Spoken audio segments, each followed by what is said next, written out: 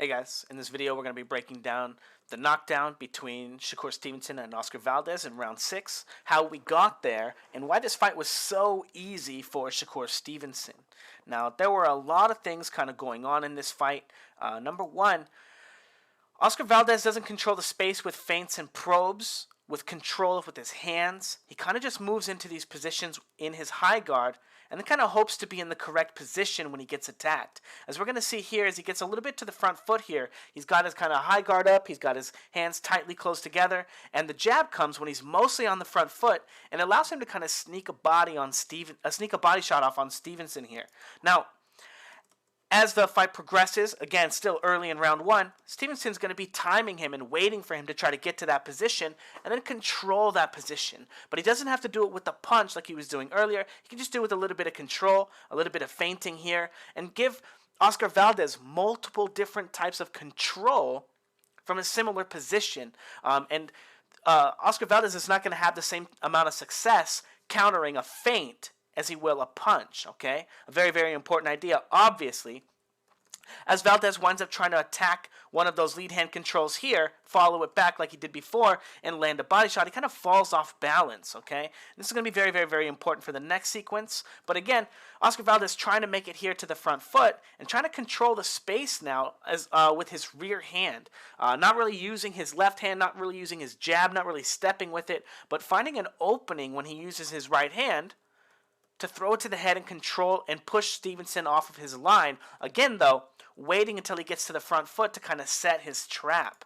Now, as Valdez continues to come forward, most of the fight and most of the round wound up looking kind of like this, as Valdez would come forward, get controlled by the lead hand, come forward, get controlled by the rear hand, and get attacked, as Stevenson's speed was just so much more apparent than anything else that Valdez could do on the line. Head movement, feinting, probing, or anything. Again, most of the fight looking like this, as Valdez would chase him down, pendulum stepping, trying to get away to the front foot, and Stevenson timing him perfectly with the shot right there. Moving into the next sequence, timing him perfectly with the shot right there. Very similar to the knockdown. We're going to be taking a better look at that again. For those of you that don't believe it was a real knockdown, again, take a look at that timing and that rhythm right there. He's catching him with shots like this already, but we're going to break it down a little bit further when we get there, don't worry. But again, getting on the line with Valdez, control, and then being able to let go really, really big attacks on multiple beats, whereas Oscar Valdez was only able to let go attacks on the front foot off of his kind of high guard position. Now, as we continue moving forward, again, Valdez not really feinting and probing, so as he comes forward and he uses these really ugly right hands to kind of control the space and to get to this front foot position to kind of open up that left hook, or that left hook to the body, we can see how he doesn't really practice feinting. He doesn't control the space with a probe. He's really trying to sell this shot, but we can see how much slower he is than Stevenson by him getting controlled here, finding an opportunity to control the space with that feint, and then immediately being controlled as he pendulums here. Okay, he didn't really find any beats to surprise Stevenson. He didn't get him off balance there. He got controlled again on the way here, and Stevenson just showing a massive amount of dominance on the line and his ability to control in between the beats in which Valdez is trying so hard to make available to him. Again, look at how simple this little control here, and take like a small step off the line. Control here, small step off the line. Control here, small step off the line. And look at all of the energy and the massive amount of explosiveness that Valdez has to use to shoot that probe, get to the front foot, shoot that probe, pendulum, shoot that probe, pendulum, throw this shot, pendulum. All that massive amount of energy that he's using. Again, we're going to see how that kind of affects and kind of plays out through the fight. But going back to that first round real quick, Oscar Valdez was using that probing shot in the first round to open up space again and was noticing that same thing. But watch him take a shift here forward, and he kind of throws that left hand here. This is a pattern that Stevenson was noticing very early on, even though it caught him off guard here in the first round. I believe that Valdez was kind of playing off of his first round success with that second round stuff here, second round attempt here with the probing stuff, trying to open up space with the feint of the right hand to the face. and again, pushing him off of his line, giving him a little bit of space to do something. Now, again, capitalizing on that same motion, trying to find ways to set up other shots, trying to find the body shot here, and on the right side with his right hand instead of the left hand here, again, making an adjustment. But again, showing Stevenson this move over and over and over again, till eventually, again, using that right hand, opening up some space, having a little bit of success, landing that shot a couple of times.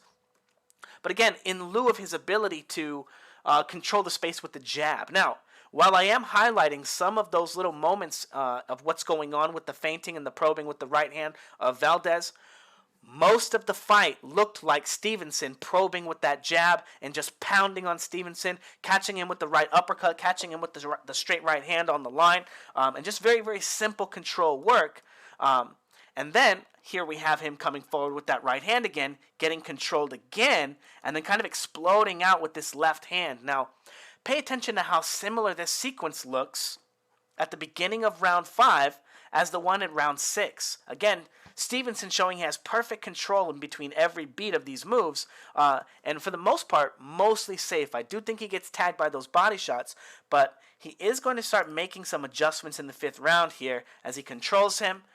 That shot comes out from Oscar Valdez. He makes his shift, and he tries to get into position to throw that left hand, and Stevenson is countering him on the way back, timing him. Again, very similar move that he used in the beginning of the round to get into position 1. Again, using the rear hand to open up space because he doesn't have a jab, because he doesn't practice his boxing, so he has to use the right hand shift. By the way, if you guys want to learn the easiest way to learn how to do that in a line drill, check out on my channel, Fouts Boxing channel.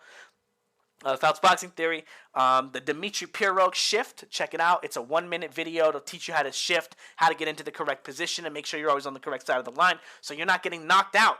You can do this move too, but here we have Oscar Valdez getting caught. Again, making that kind of move too available to Stevenson as his only real way to come forward. Now again, the 6th round starts out. Oscar Valdez is controlling the line. Stevenson's controlling the line with the probe. He tries to use that very explosive probe shot to open up space so he can shift forward. It doesn't work. It doesn't open up as much space as Valdez needs. Shakur Stevenson maintains a little bit of position on the line, crouches, gets himself low, controls the line again. And then Oscar Valdez controlling the line, probing again, opening up space for that shift, getting into that position 1 where he's ready with Shakur Stevenson on the ropes, ready to throw his left hook. And then again, right here, Shakur Stevenson times him perfectly coming out of that position, and it throws Oscar Valdez off balance. Now, I don't want to call it exactly a slap, okay, but it wasn't exactly a perfectly clean shot. There was a little bit of it was kind of slapping, but for the most part, it's a pretty clean shot. It's just behind the ear. He times him perfectly as he's trying to get that weight and that momentum into that hook, and then by the time he's falling off into the ropes. I know there's another punch after, but he falls into the ropes. He would have hit the ground here. It was an excellent shot from Stevenson. Really timed it well. Picked up on the pattern of Oscar Valdez trying to shift forward and put himself into position on the front foot. And then I just want to show, here's Stevenson coming forward, again, controlling the line with the lead hand, just dominating Valdez on the line. And Valdez, this is at the end of the 6th round, Valdez trying to control that space here with that rear hand, but not having nearly as much success as right here. Stevenson actually lands a pretty decent body shot after that.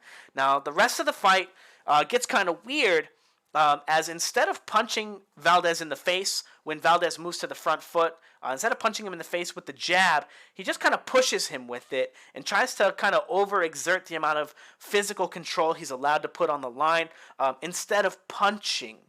Okay, it's a very, very, very important idea. It's very likely because Stevenson's, again, his power is just not really there, and he doesn't really have a very powerful jab, which is evident by his inability to push Oscar Valdez off the line with it, right? Oscar Valdez being a front foot fighter.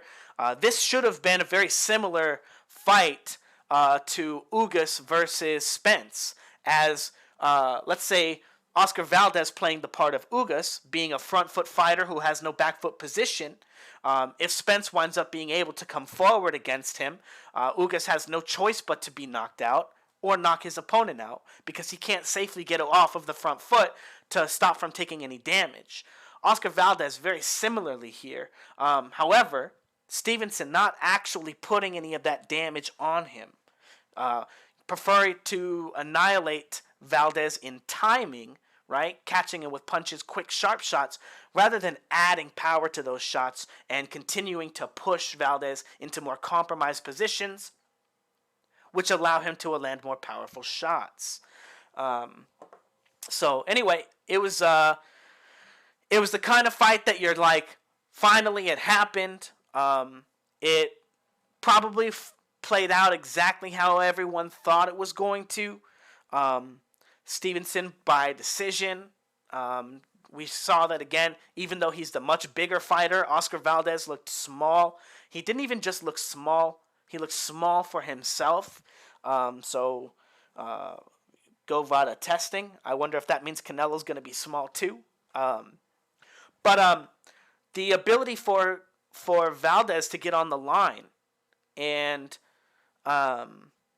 well, first off, we talk about this a little bit on Patreon. If you want to check out the full fight film study, it'll be going on up in a few minutes. I just had to make sure I did this video on YouTube first so that Hidden Gem didn't watch my Patreon video and then go make a YouTube video about it like he has been doing. Same thing with Lee Wiley, right? Same guy following. He's in my Patreon, watching my Patreon videos, trying to teach my theory. So anyway, thought I'd put this video out first. Patreon video is going up in a little bit. But the Alvarez camp, they don't know how to box. They don't know how to teach boxing, and that can't be more evident in this fight than with someone like Valdez, who didn't even have a great jab, and he was able to completely obliterate Valdez on the line. Completely control him with every beat, the threat of power at least. How do we think that this is going to play out with Canelo and Bivol? Because Bivol can actually get power into every one of his jabs.